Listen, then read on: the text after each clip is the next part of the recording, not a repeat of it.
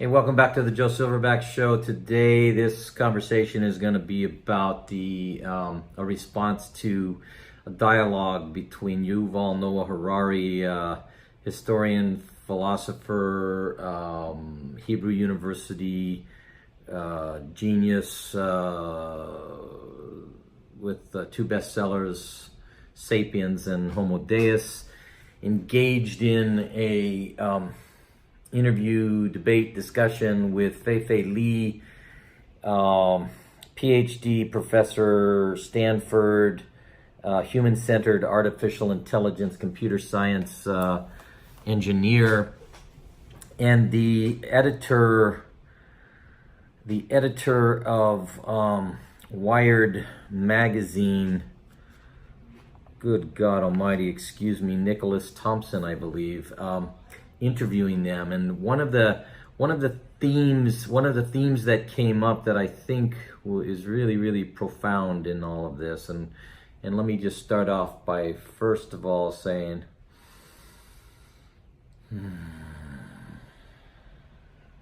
breathe in, breathe out.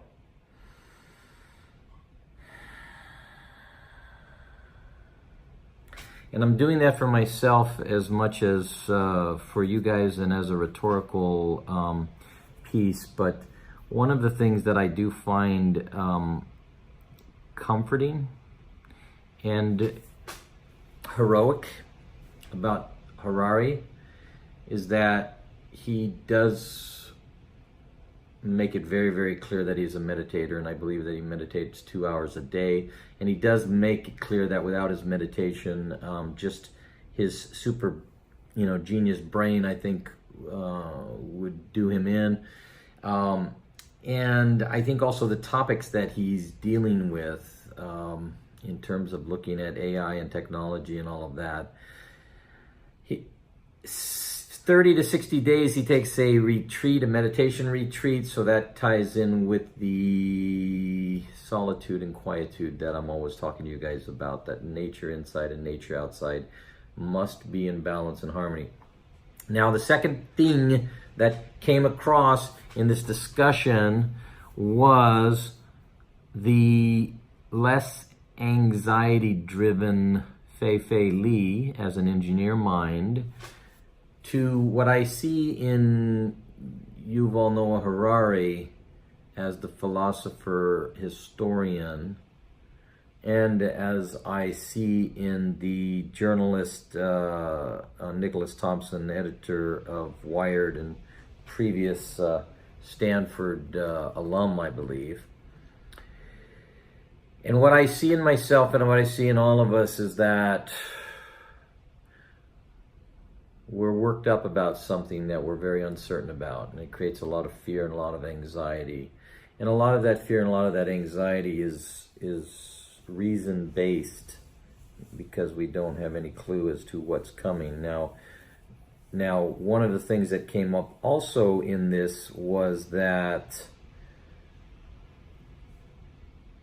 Nicholas Thompson was saying to Fei Fei Li, hey, I just love how 5 years ago, all the AI people were saying it's so powerful, it's much more powerful than everybody thinks. And now today they're saying, oh, it's not as powerful as everybody thinks.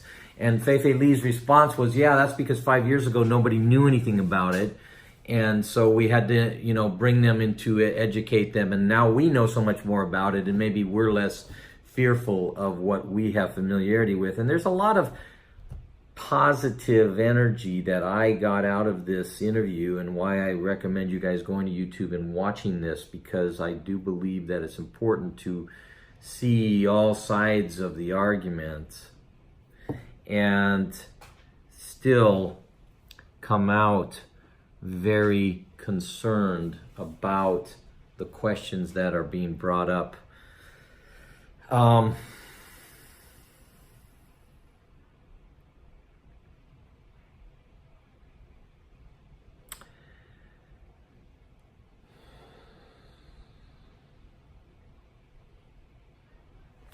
Artificial intelligence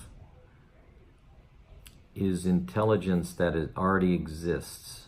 that man is creating, that is not born of nature and has not evolved over eons of evolutionary history to go through the weeding out process. And so for the first time in human evolutionary history, as E.O. Wilson points out, we now have the ability to, and as Harari points out, and my guess is Harari was deeply influenced by E.O. Wilson's work, we now have the ability to be in charge of the next level of human manipulation. So we've had this slow evolutionary process, and then over the last 500 years it started to speed up, and then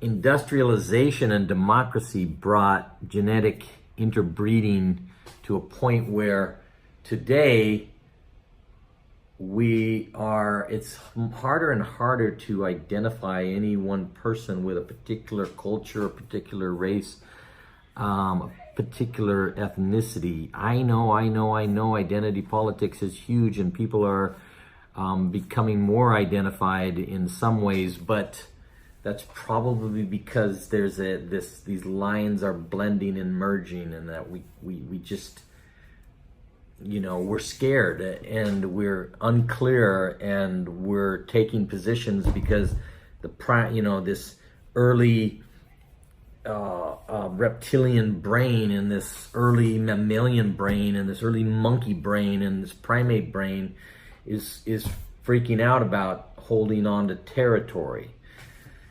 And I don't have any answers in terms of ethnicity, culture, and race. What I do believe is that there's a lot of good in just relaxing about that, in terms of understanding that Fei Fei Li is Chinese female heading up human-centered artificial intelligence at Stanford University, one of the top universities in the world, in the heart of Silicon Valley. Yuval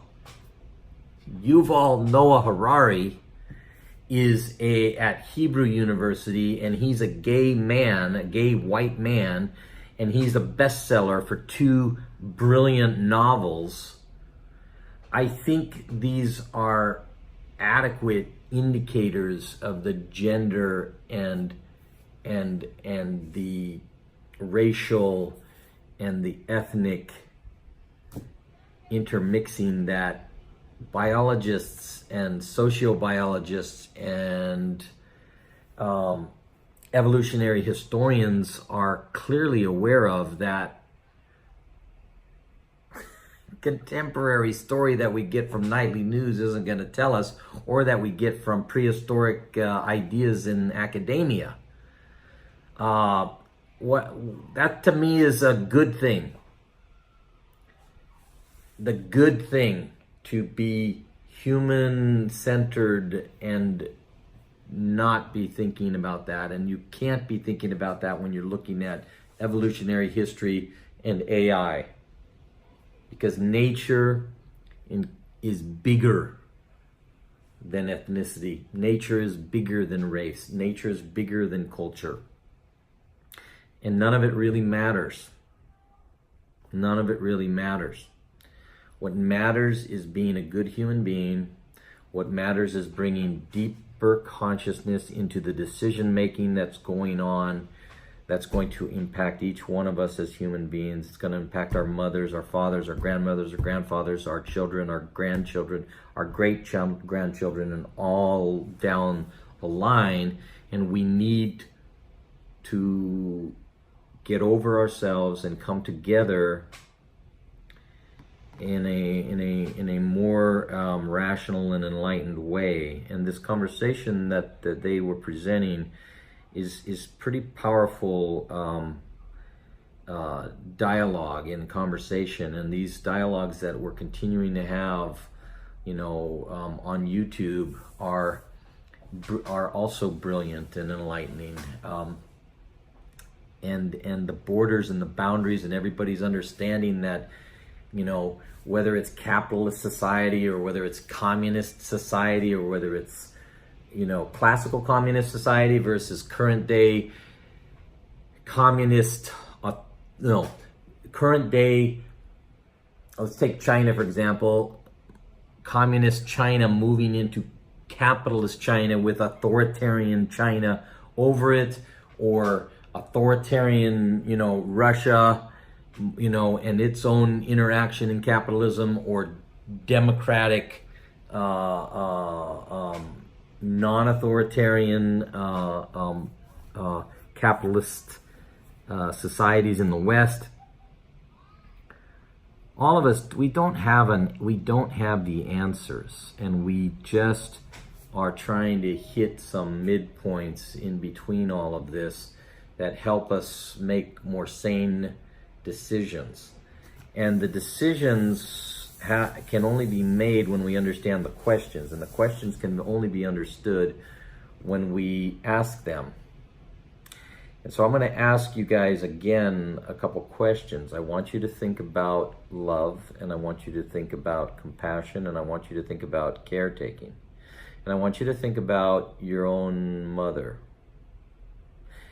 Unless you have a really traumatic experience, if you have a relationship like I did with my mother, which is one of somebody who gave her life so that I could have life, and one whose nurturing qualities and caretaking qualities were there until the day she died, I deeply loved my mother, and I am now confronted with this idea of artificial intelligence being a caretaker of my mother, as opposed to myself being a caretaker, or my sisters, or anybody else human that we might hire to come in and help her, or my father. Now, I want you to ask that question, and I want you to ask the question about with your children. Do you want to buy a machine that can babysit your child, and rock your child, and tell your child stories, and contact you if your child's temperature is going up? Do you want that? I don't want you to have that. I believe authoritatively that that is a dangerous position to take. I am scared to death of people who will use AI to replace human beings to take care of their children. That's one area that I don't ever want to see AI enter. And we're already doing it. We're already babysitting our children with all of the technology that we have.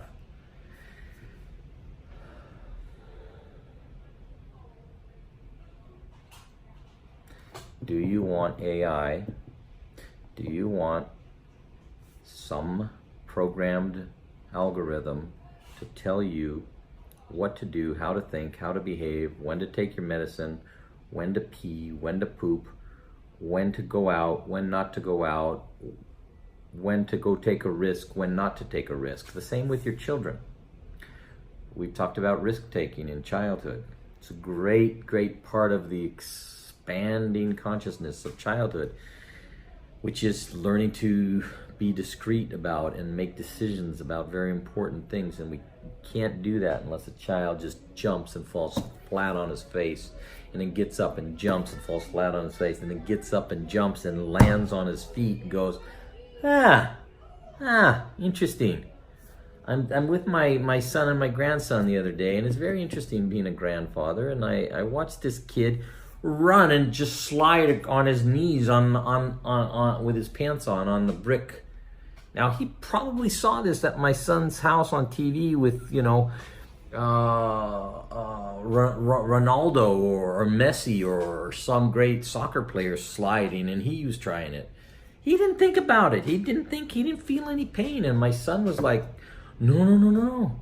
Sorry, Joshua. Sorry, but you baby the guy. And all parents, of course, have that.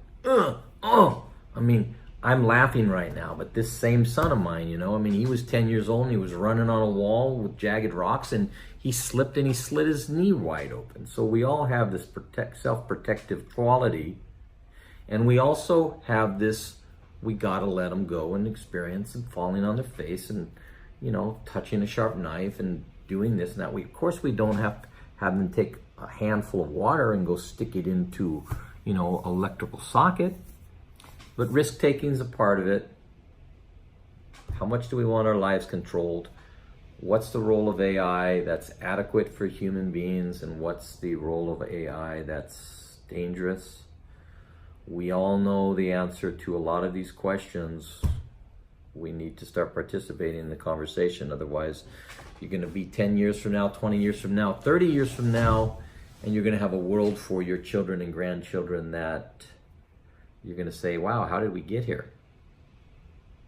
Okay, tune in to the discussion. Yuval Noah Harari in conversation with Fei Fei Li and Nicholas Thompson of Wired. Talk to you guys soon.